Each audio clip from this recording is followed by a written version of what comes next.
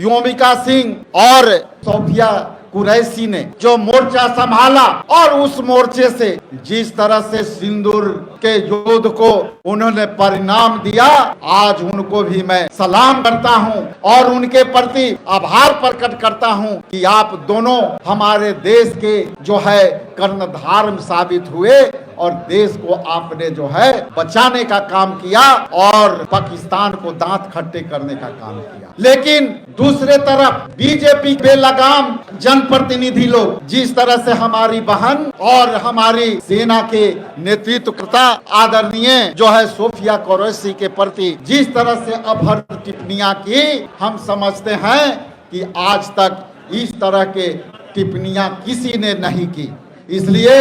उस मंच से मैं भाजपा के उन लोगों को कहना चाहता हूं कि आप जो इनके अपमान करने का जो आपने वक्तव्य दिया है उस पर भाजपा कब कार्रवाई करेगी, ये जो है हम जानना चाहते हैं। पहलगाम घटना के बाद और सिंदूर युद्ध के बाद जिस तरह से विदेश से ट्रंप सरकार ने जिस तरह से मध्यस्थता करने का जो संकेत दिया है, ये पूरा देश ना चाहता है कि आपने किस तरह से अमेरिका को आप मध्यस्थता करने का काम दिया है।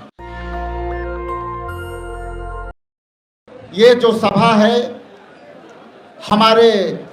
सेना के डेडिकेशन में और उनके शौर्य और ऊर्जा के जिस तरह से पहलगाम के घटना के बाद जो सेना ने पूरे देश में हमें सुरक्षा प्रदान की और पाकिस्तान को जिस तरह से दांत खट्टे किए,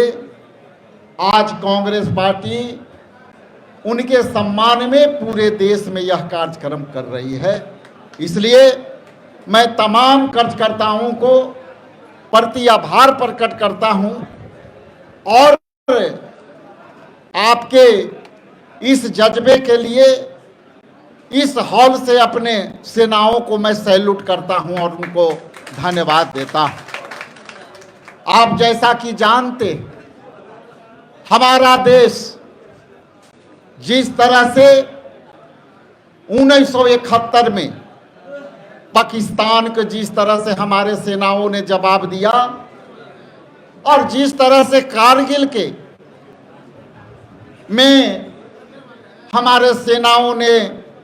जिस तरह से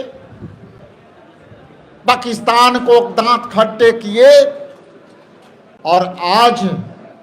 पहलगाम की घटनाओं को लेकर के हमारे सेनाओं ने जिस तरह से अपना शौर्य और अपना पराक्रम दिखाया है, हम उनके प्रति कृतार्थ हैं। यदि वो हमारे सेना के जवान, हमारे सेना के जो उसमें काम कर रहे महिलाएं माताएं हैं, जिस तरह से वो सुरक्षा दी, उस सुरक्षा के लिए यदि वो सेना बॉर्डर पर जागती है और सुरक्षा देती है तो हम देश के नागरिक हम चैन के नींद सोते हैं। इसलिए हमारा दायित्व तो बनता है कि उनके मनोबल के उठाने के लिए, उनके मनोबल के साहस के लिए यह जय हिंद सभा जरूरी था। आप जानते हैं कि आदरणीय राहुल गांधी जी ने जिस तरह से जब यह आक्रमण चल रहा था तो उन्होंने सीधे देश के प्रधानमंत्री को एक लेटर लिखा था और उसमें उन्होंने कहा था कि हम चाहते हैं कि आप विशेष सत्र लोकसभा के बुलाएं, आप विशेष सत्र राज्यसभा के बुलाएं और हम उसमें सेना के साथ सदन में एकजुट हो करके उनको मनोबल के बढ़ाना चाहते हैं। लेकिन वर्तमान के मोदी सरकार ने मानने से मना कर दिया। दूसरी घटना तब हुई कि हमारे आदरणीय राहुल गांधी जी ने और हमारे अखिल भारतीय कांग्रेस कमेटी के आदरणीय अध्यक्ष मल्लिकार्जुन खड़गे साहब ने फिर आग्रह किया कि हम भारत के लोग हम चाहते हैं कि हम विशेष बैठक बुलाएं, सर्वदलीय बैठक बुला करके हम विस्तृत चर्चा करें और हमारा सजग विपक्षी होने के नाते मेरा दायित्व बनता है कि हम देश के मामले में चाहे हमारी विचारधारा जो हो, हमारी विचारधारा भले ही बीजेपी से नहीं मिलती हो, हमारी विचारधारा भले ही आरएसएस से नहीं मिलती हो, लेकिन देश के मामले में सर्वदलीय बैठक में हम केंद्र सरकार को ताकत देना चाहते हैं। लेकिन जब यह सर्वदलीय बैठक हुई और उस सर्वदलीय बैठक में जो है सारे विपक्ष के नेता आए, लेकिन हमारे आदरणीय प्रधानमंत्री जी ने एक सभा करने में व्यस्त रहा और उसको गैरवाजिब समझा और उस सभा में उन्होंने नहीं आया। आगे के कड़ी में मैं ये भी बताना चाहता हूं कि जिस तरह से हमारे देश के बहने जो मोर्चा संभाली है, मैं भी साहस इस मंच के माध्यम से देना चाहता हूं। योमिका सिंह और सोफिया कुरैशी ने जो मोर्चा संभाला और उस मोर्चे से जिस तरह से सिंदूर के युद्ध को उन्होंने परिणाम दिया, आज उनको भी मैं सलाम करता हूं और उनके प्रति आभार प्रकट करता हूं कि आप दोनों हमारे देश के जो है कर्णधार साबित हुए और देश को आपने जो है बचाने का काम किया और जो है पाकिस्तान को दांत खट्टे करने का काम किया। लेकिन दूसरे तरफ बीजेपी के बेलगाम लोग, बीजेपी के बेलगाम जनप्रतिनिधि लोग जिस तरह से हमारी बहन और हमारी सेना के नेतृत्वकर्ता आदरणीय जो है सोफिया कुरैशी के प्रति जिस तरह से अपहरण टिप्पणियां की, हम समझते हैं कि आज तक इस तरह के टिप्पणियां किसी ने नहीं की। इसलिए उस मंच से मैं भाजपा के उन 7 लोगों को कहना चाहता हूं कि आप जो इनके अपमान करने का जो आपने वक्तव्य दिया है, उस पर भाजपा कब कार्रवाई करेगी, ये जो है हम जानना चाहते हैं। आप जानते हैं कि 1972 में एक शिमला समझौता हुआ था और उस शिमला समझौता के तहत आदरणीय जो है तमाम जो है समझौता में जो है हमारे इंदिरा गांधी जी के नेतृत्व में यह समझौता हुआ था और जिसको हम शिमला एकॉर्ड के नाम से जानते हैं। और जब शिमला समझौता में जब द्विपक्षीय बात हुई थी तो जुल्फिकार अली भुट्टो उस समय के प्रधानमंत्री हुआ करते थे और जब वो समझौता हुआ था तो 2 बातों के मुख्य रूप में वो समझौता पर हस्ताक्षर हुए थे और उसमें मुख्य रूप से था कि यदि हम किसी भी सीमा में तनाव होगी, जम्मू कश्मीर को लेकर कोई विवाद होगी, तो हम 2 पक्षीय वार्ता के साथ खास करके भारत और जो है पाक के साथ हम द्विपक्षीय वार्ता कर करके हम समाधान निकालेंगे। लेकिन अबरी जिस तरह से पहलगाम घटना के बाद और सिंदूर युद्ध के बाद जिस तरह से विदेश से ट्रंप सरकार ने जिस तरह से मध्यस्थता करने का जो संकेत दिया है, ये पूरा देश सुनना चाहता है कि आपने किस तरह से अमेरिका को आप मध्यस्थता करने का काम दिया है।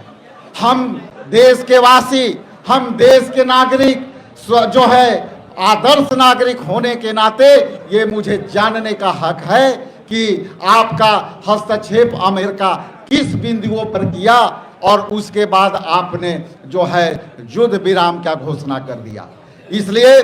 दूसरा बात यह भी है कि आप विदेश मंत्री जिस तरह से उनकी बयान आई, विदेश मंत्री ने स्पष्ट शब्दों में कहा कि हम जब ये हमला कर रहे थे आतंकियों का जो है हम जो उनकी कैंप है उनको ध्वस्त करने के लिए हमने पाकिस्तान को पहले जो है सूचना दे दिया है। हमने कभी ये जो है माफ नहीं करेगी ये देश के जनता कि आप जब कोई हमला करते हैं तो अपने जो है पड़ोसी दुश्मन को पहले किसने कहा आपको कि आप बताओ और उनके विश्वास में ले करके आप जो है हमला करो। ये भी एक बहुत ही निंदनीय घटना है। अंत में मैं इतना जरूर कहूंगा कि आपकी चुनौतियों बड़ी है और उस चुनौतियों को लेकर के जिस तरह से राहुल गांधी जी ने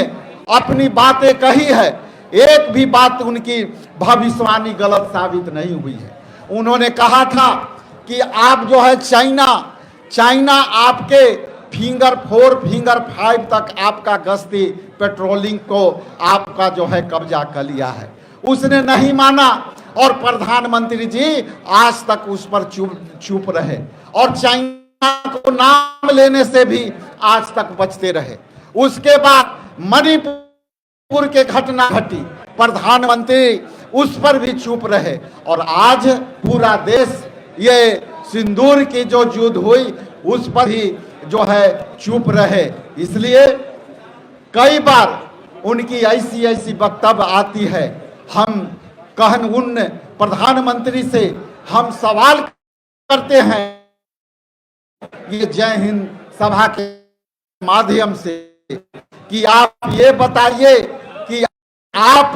का जो है जो नीति है और नीति में आप जब कहते हैं कि हम विश्व गुरु हैं तो हमें लगता है जो आपकी कार्यकाल में जो एक सुई से लेकर के आप कुछ भी नहीं बना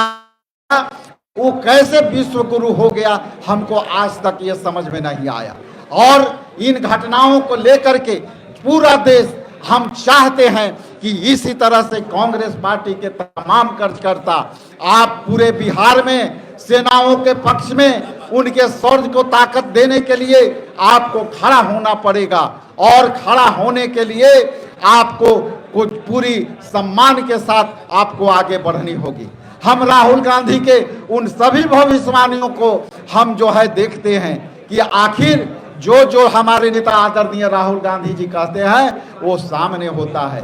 नेशनल दस्तक की आपसे गुजारिश है कि अगर इसको बचाना चाहते हैं तो नेशनल दस्तक को सब्सक्राइब करने के लिए रेड कलर के सब्सक्राइब बटन को दबाएं, फिर बेल आइकन की घंटी दबाएं। नेशनल दस्तक को बचाने के लिए बहुत जरूरी है कि हर खबर को शेयर करें, लाइक करें, कमेंट जरूर करें।